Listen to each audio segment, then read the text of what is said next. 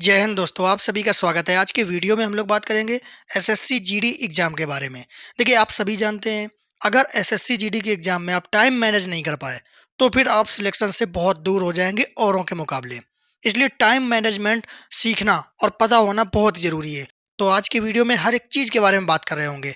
आज के वीडियो में हम लोग जानेंगे कि सेफ स्कोर कितना रखें, safe attempt in topic wise, last time में क्या पढ़ें, मॉक टेस्ट में नंबर कम आ रहे हैं तो क्या करें, टाइम मैनेज कैसे करें, पहले किस सब्जेक्ट को करना है एग्जाम में, तुक्का कैसे मारें। इन सभी टॉपिक पर हम लोग बात कर रहे होंगे। तो चलिए अपना वीडियो स्टार्ट करते हैं। सबसे पहले हम लोग देख लेते हैं कि सेफ स्कोर कितना रखें। देखिए, सेफ स्कोर के लिए बात करें, जितना आप मैक्सिमम कर पा रहे हैं वही आपका सेफ स्कोर है, क्योंकि सेफ स्कोर पहले से कोई नहीं बता सकता कि कितना रहेगा। लेकिन फिर भी आप ये सोचना कि हम 70-75 तक पहुंच जाएं, 70-75 से कम नहीं रहना है। क्योंकि प्रीवियस कट ऑफ आपने देखी होगी, कितनी कट ऑफ गई थी। अगर आपको एक बेहतरीन पोस्ट चाहिए तो फिर आपको 75 तो टारगेट करना ही करना होगा। उसके बाद बात कर लेते हैं कि safe attempt in topic wise. अब हम लोग एक एक पर्टिकुलर सब्जेक्ट की बात कर लेते हैं, जैसे मैथ, रीजनिंग, जीके और हिंदी। 4 सब्जेक्ट हैं आपके और सब में 20-20 प्रश्न है। टोटल 80 प्रश्न है, 60 मिनट में करने हैं। तो अगर हम लोग मैथ की बात करें, देखिए मैथ में 20 के 20 आपको करने होंगे अगर आप एक अच्छा स्कोर करना चाहते हैं। और मैथ में जो लगभग 60% ऐसे प्रश्न होते हैं जो प्रीवियस ईयर या बहुत ही आराम से सॉल्व हो जाते हैं। 20% ऐसे होंगे जो मॉडरेट होंगे और 20% प्रश्न ऐसे होंगे जिनमें आपको थोड़ा सा एफर्ट डालना पड़ेगा। हो सकता है कि 45 सेकेंड 1 मिनट वो आपका ले लें। और मैक्सिमम प्रश्न अगर आपको ऑप्शन से टैकल करना आता है ना, तो आप बहुत जल्दी प्रश्न कर लेंगे, पूरा सोल्यूशन नहीं करना पड़ेगा, फास्टली ही कर लेंगे। तो मैथ में आपको 20 में 20 तो लाना ही होगा। उसके बाद बात कर लेते हैं रीजनिंग। देखिए, रीजनिंग सबका फुल अटेम्प्ट हो जाता है, लेकिन मेन इसमें क्या है कि आप गलती कितनी करते हैं। अगर आप टाइम बचाने के चक्कर में ज़्यादा जल्दीबाजी कर दिए, ओवर स्मार्टनेस दिखा दी, तो कुछ आते हुए प्रश्न गलत हो जाते हैं। और रीजनिंग एक ऐसा सब्जेक्ट है जो आपका स्कोरिंग सब्जेक्ट रहेगा, आपको सिलेक्शन में बनाए रखेगा। इसलिए इस पे लापरवाही ना करना, एकदम कंसंट्रेट होके स्पीड को भी मेंटेन करना है, साथ साथ एक्यूरेसी को भी मेंटेन करना है। क्योंकि ये रीजनिंग और मैथ ही ऐसे सब्जेक्ट हैं जहां आप औरों के बराबर पहुंच सकते हो, आगे नहीं निकल सकते हो, क्योंकि ये सबका ही मजबूत होता है। तो अगर यहीं पे आप पीछे हो गए तो आगे और भी पीछे होते चले जाओगे। उसके बाद बात कर लेते हैं जीके। देखिए, जीके में आपको, अगर आपने करंट पढ़ी है, अच्छे से करंट तैयार है, तो आप इजीली इसमें 15 अटेम्प्ट कर लोगे। और ये करना ही पड़ेगा, आप आराम से बिल्कुल कर लोगे। उसके बाद बात कर लेते हैं हिंदी की। तो देखिए, हिंदी में तो आपका पूरा का पूरा अटेम्प्ट हो जाएगा। वैसे भी हिंदी और रीजनिंग एक ऐसे सब्जेक्ट है जिसमें कोई नहीं छोड़ता है, लगभग 100% पढ़ा हुआ होता है। बस गलत कहाँ होता है, छोटी छोटी कन्फ्यूजन में, जहाँ आपको लगता है कि हाँ यार, इसका ये हो सकता है, इसका ये हो सकता है, बस छोटी छोटी कन्फ्यूजन है, बाकी पढ़ा तो पूरा ही होता है। मैथ की बात आई तो मैथ में आपको छोड़ना पड़ेगा। अगर आपको नहीं आ रहा है तो भाई वो तो छोड़ना ही पड़ेगा, उसमें क्या तुक्का लगाओगे। उसके बाद बात कर लेते हैं जीके। जीके में भी ऐसा ही है, लेकिन जीके में थोड़ा तो टाइम आपका लगेगा, क्योंकि 100% पढ़ा हुआ जीके कभी किसी का नहीं फंसता है। 10 प्रश्न तो ऐसे होंगे जो आपको पढ़े हुए डायरेक्टली फैक्ट के हिसाब से मिल जाएंगे, लेकिन 10 प्रश्न आपको रिलेट करने होंगे, जहाँ पे हो सकता है 10-20 सेकंड का समय भी देना पड़े। तो घबराना नहीं, कंसंट्रेट होके आराम से सोच लेना, समझ लेना और टिक कर लेना। उसके बाद बात कर लेते हैं कि लास्ट टाइम पे क्या पढ़ें। अब देखिए, अब ज़्यादा दिन आपके पास बचा नहीं है। अब लास्ट टाइम पे आप लोगों को नया कुछ भी नहीं पढ़ना है।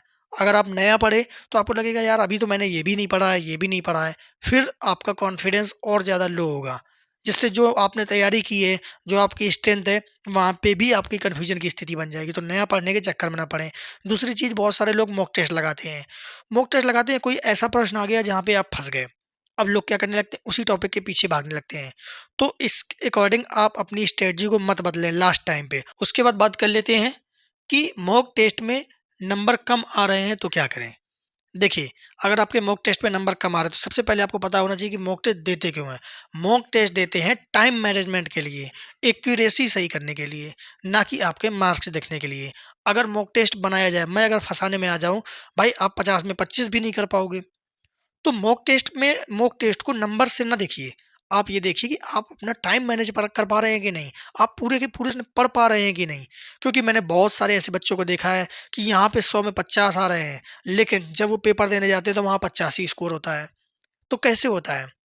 क्योंकि उन्होंने अपनी कमजोरी पे काम किया, अपनी एक्यूरेसी को मेंटेन किया, इसलिए उनका स्कोर अच्छा हो जाता है। तो मॉक टेस्ट से डिमोटिवेट ना हो, और मैं तो कहूँगा आप लास्ट टाइम पे मॉक टेस्ट मत दें।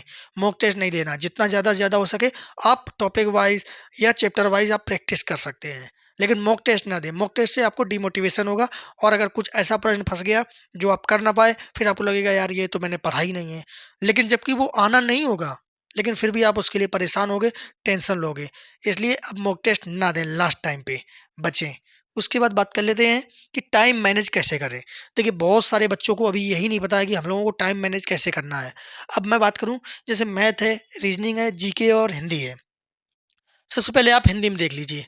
ये हिंदी और जीके, ये दो ऐसे सब्जेक्ट हैं जहाँ पे अगर आप मैक्सिमम टाइम ले रहे हो, जब मैं मैक्सिमम की बात कर रहा हूँ, कम आप जितने में कर पाओ उतना अच्छा है। बात करें अगर इसमें आप 15 मिनट ले रहे हो ना, 15 मिनट, तो भी आप एक सही स्थिति में हो 15 मिनट में। क्योंकि आप अगर हिंदी करने को बैठोगे तो मुश्किल से 5 मिनट से 7 मिनट, 8 मिनट तक जाएगा। 5, 7, 8, इससे ज़्यादा हिंदी में समय नहीं लगता है, क्योंकि हिंदी आपकी पढ़ी हुई होती है। सीधा पढ़ो, टिक करते जाओ, पढ़ो और टिक करते जाओ। कुछ एक दो ऐसे प्रश्न होंगे जहाँ पे आपको थोड़ा सा सोचना पड़ेगा, थोड़ा सा रिलेट करना पड़ेगा, वरना ये सीधा होता चला जाता है। और एक चीज़, कुछ ऐसे प्रश्न होते हैं जो हो सकता है रॉन्ग हो, कुछ ऐसे प्रश्न होते हैं जो हमें छोड़ने के लिए ही बने हों, उनको अटेम्प्ट ना करना, ज़बरदस्ती में मत पढ़ना। क्योंकि अगर आप एक भी प्रश्न में ज़बरदस्ती कर दिए ना, अगर वो 2-3-4 मिनट आपका ले गया, तो 2-3 मिनट में आप खुद सोचिए कि जब 5 मिनट में आपने हिंदी की प्लानिंग बनाई है, अगर एक प्रश्न में ही 2-3 मिनट दे दिया, तो बस वहाँ से आपका जो टेंशन है ना वो और बढ़ेगी, और आप गलती ज़्यादा कर दोगे। तो ये गलती मत करना। उसके बाद बात कर लेते हैं जीके। जब यहाँ से आप जितना समय बचाओगे ना, उतना समय आपको जीके में देना होगा।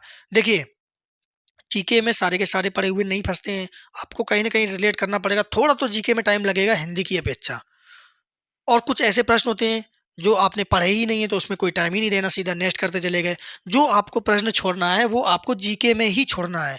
ये कोशिश करें कि जीके में ही छोटे छूटे। मैथ रीजनिंग आपकी अच्छी है तो आराम से आप इजीली कर लोगे। उसके बाद बात कर लेते हैं मैथ और रीजनिंग। देखिए जब यहाँ पे आपने 15 मिनट दे दिया, तो अब 45 मिनट बचता है, और इस 45 मिनट में आप रीजनिंग पे देखें। रीजनिंग आपको ये 20 मिनट पे ही सॉल्व करनी होगी, और मैथ आपको बचे हुए 25 मिनट में सॉल्व करने होंगे। तो 25 मिनट में 20 प्रश्न किए जा सकते हैं, क्योंकि 10 प्रश्न ऐसे होंगे जो देखते ही हो जाएंगे या बहुत कम कैलकुलेशन में हो जाएंगे। जैसे सिंप्लीफिकेशन वाले हैं, कुछ देखते ही प्रश्न लग जाएंगे। अगर आपने प्रैक्टिस की है तो आप इनमें समय बचा ले जाओगे, और इस तरीके से आप ये जो और इस तरीके से आप यहाँ पे इसको मैनेज कर जाओगे।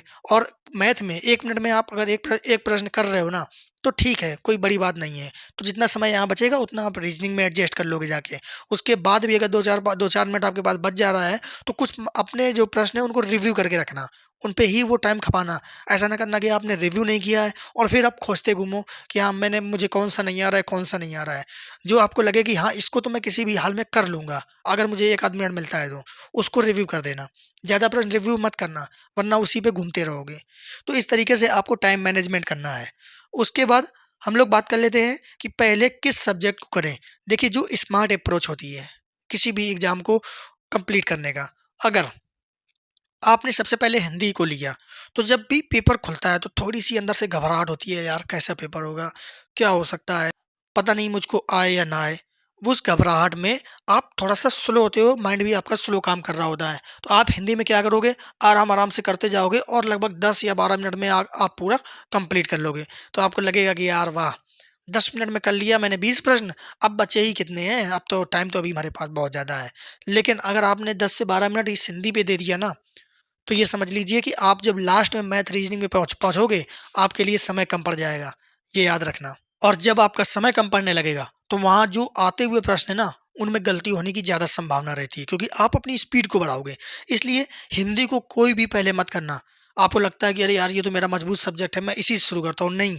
अगर आपको शुरू करना चाहिए, तो सबसे पहले रीजनिंग से शुरू करना चाहिए, क्योंकि रीजनिंग एक ऐसा सब्जेक्ट है जो आप ईज़िली रिलैक्स होके रिलेट करके आराम से कर लोगे, और गलती भी नहीं होगी। इसलिए आपसे वहाँ कम गलती होने के चांस हैं। अगर यहाँ पे थोड़ा-सा ज़्यादा टाइम लग भी रहा है, तो मैथ पे एडजस्ट हो जाएगा जाके, या हिंदी पे एडजस्ट हो जाएगा। फिर आपको लगेगा यार मेरे पास इतना समय बचा है। तो रियलिटी में जो हिंदी पे लगना चाहिए 5-6 मिनट, उतना ही आप दोगे। जीके में लगना चाहिए 10 से 12 मिनट, उतना ही आप दोगे। तो ये 2-3 मिनट जो है ना, वो यहाँ एडजस्ट कर लोगे, जो आपको घबराहट आई थी।